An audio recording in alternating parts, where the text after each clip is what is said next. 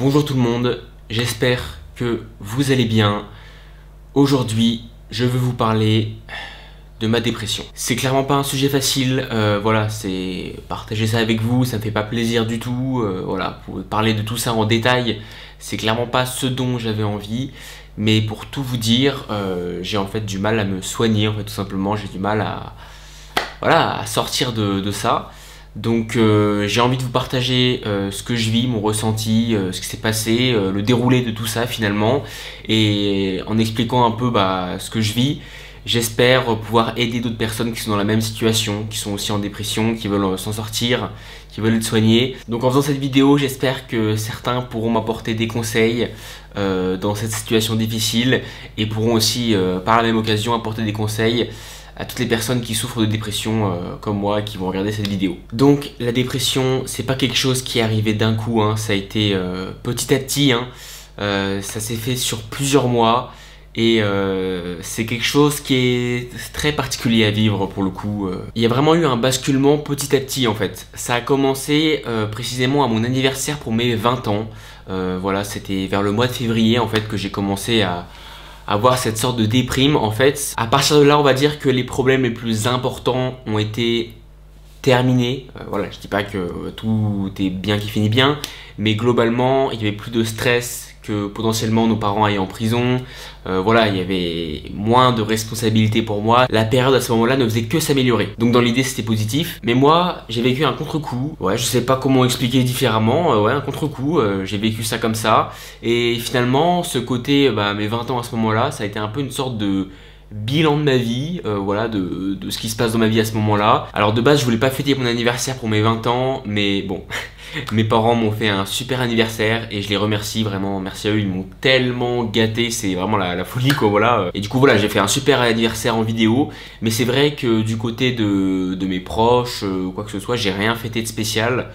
Voilà, j'ai pas fait d'anniversaire en particulier comme j'avais fait pour mes 18 ans par exemple. À ce moment-là, en fait, je me suis un peu isolé de mes potes, de mon entourage globalement, et j'avais pas vraiment ce désir de fêter un anniversaire avec des amis comme ça. Voilà, il y avait une sorte d'isolement et puis une sorte de déprime aussi que à l'époque je me disais que c'était une sorte de déprime passagère en fait. Voilà, il y avait un ressenti comme ça à ce moment-là précisément. Donc ce que j'ai vu à ce moment-là, c'était pas agréable, ça me faisait pas plaisir, et du coup je plongeais dans le sport intensif pour essayer de décompresser, de passer à autre chose. Voilà, je faisais du 2 heures, 2 heures et demie de course plusieurs fois par semaine, c'était du délire, vraiment je me faisais mal aux jambes littéralement, mais ça me soulageait en fait, je pensais à autre chose, je décompressais, voilà, ça me faisait du bien de faire ça, je sais pas pourquoi spécifiquement, et puis je me mettais vraiment dans un rythme de sport strict, tu vois, je me dépensais un max, je faisais vraiment attention à ce que je mangeais, j'avais l'impression que me forcer à avoir une sorte de routine, ça me permettait de me maintenir et de rester sur quelque chose de concret quoi en fait. Et c'est là que j'ai commencé à perdre goût un peu à tout ce que j'aimais finalement, à toutes mes passions, le jeu vidéo par exemple.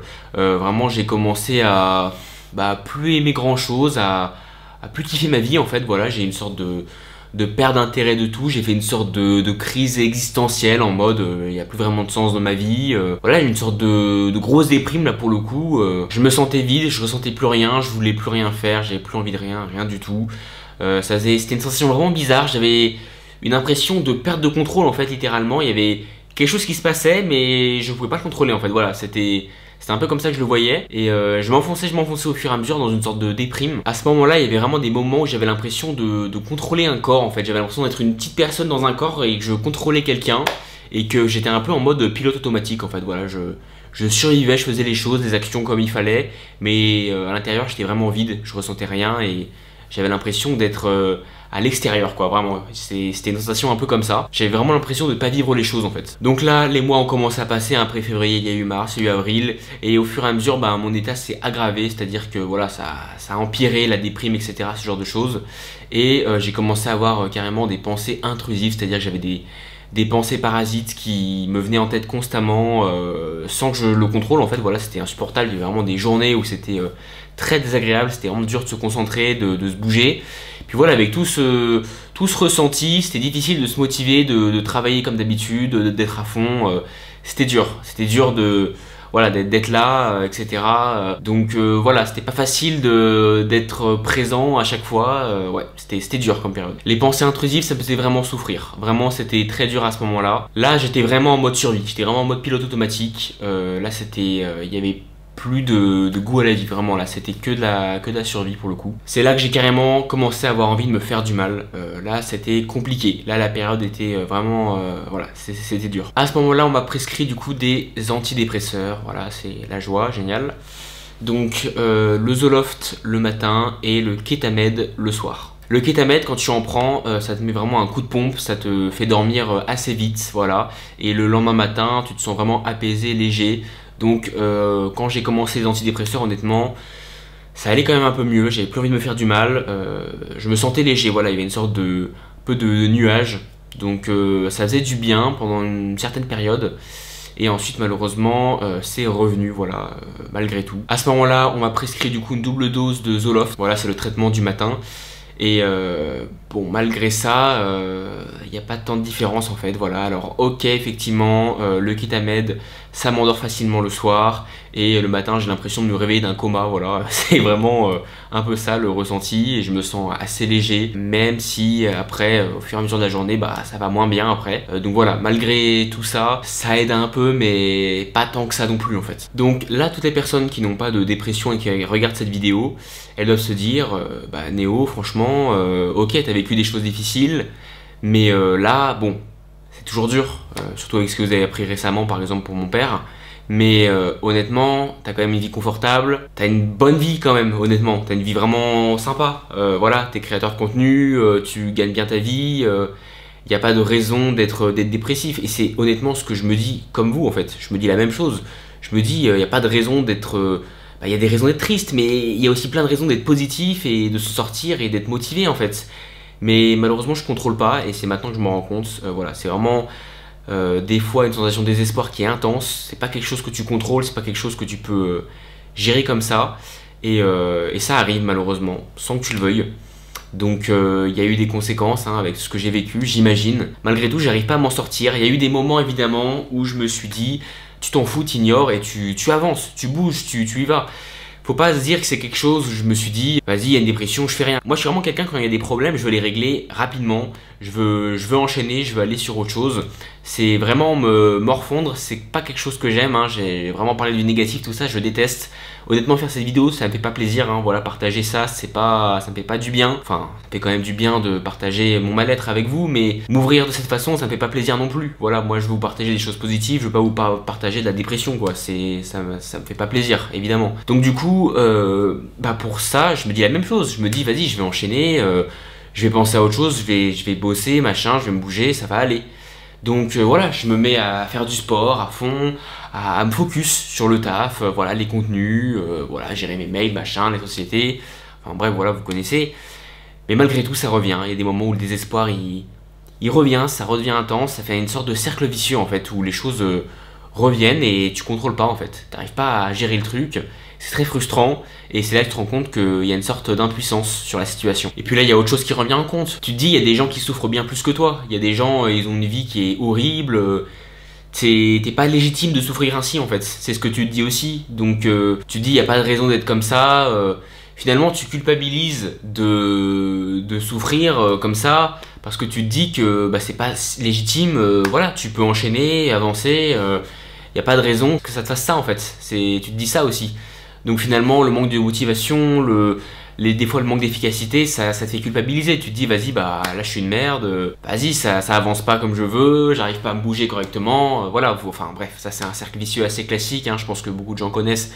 Même les gens qui sont pas en dépression, honnêtement, voilà, quand des fois t'as un petit coup de mou, t'avances pas comme tu veux, ça t'embête quoi, voilà. Donc là j'ai commencé à voir une psychologue en visio, voilà, j'ai commencé à essayer de prendre un traitement sérieusement, à me soigner en fait, hein, donc j'ai commencé à parler, honnêtement ça m'a fait du bien quand même, voilà, de m'ouvrir. Mais plus les séances avancent, moins ça me fait du bien en fait de parler des choses négatives. Moi ça me négative en fait, voilà, c'est aussi simple que ça. Ça me rappelle les choses pas ouf et du coup ça me fait pas du bien. Donc honnêtement pour l'instant, psychologue, bon, ça me fait pas tant de bien que ça. J'imagine qu'il faut du temps pour qu'il y ait vraiment une différence, mais pour l'instant c'est pas non plus la folie quoi. Donc là je vous ai résumé brièvement le parcours de la dépression, voilà, ce que j'ai vécu au fil des mois, hein, depuis février jusqu'à maintenant.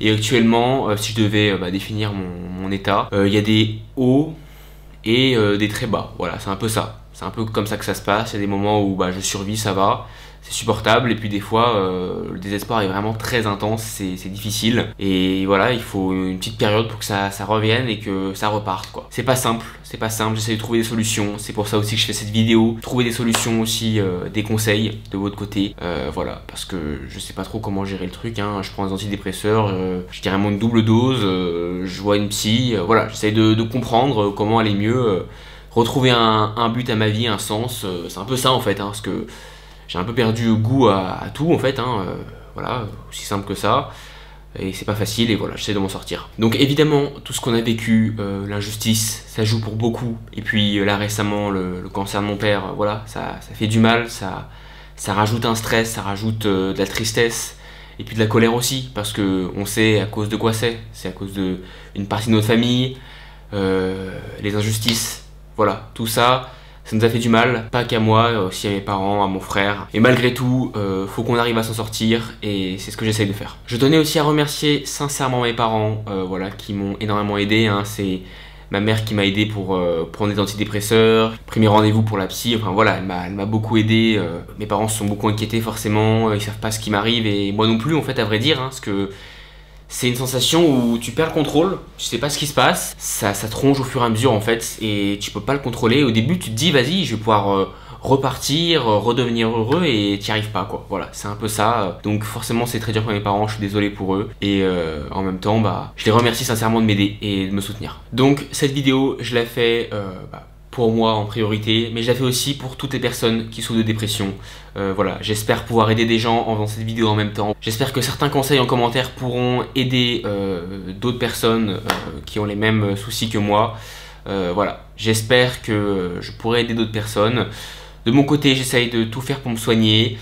J'ai prévu des séjours et des collabs sympas cet été, voilà, avec des influenceurs. J'ai voulu organiser des projets pour essayer de me positiver, pour essayer de repartir. Donc voilà, j'essaye de trouver des trucs, j'essaye d'aller mieux, et j'espère que ça aidera. Je donne ma force à toutes les personnes qui souffrent de dépression. En attendant, je remercie toutes les personnes qui nous soutiennent. Merci à vous pour tous vos messages, tout votre soutien.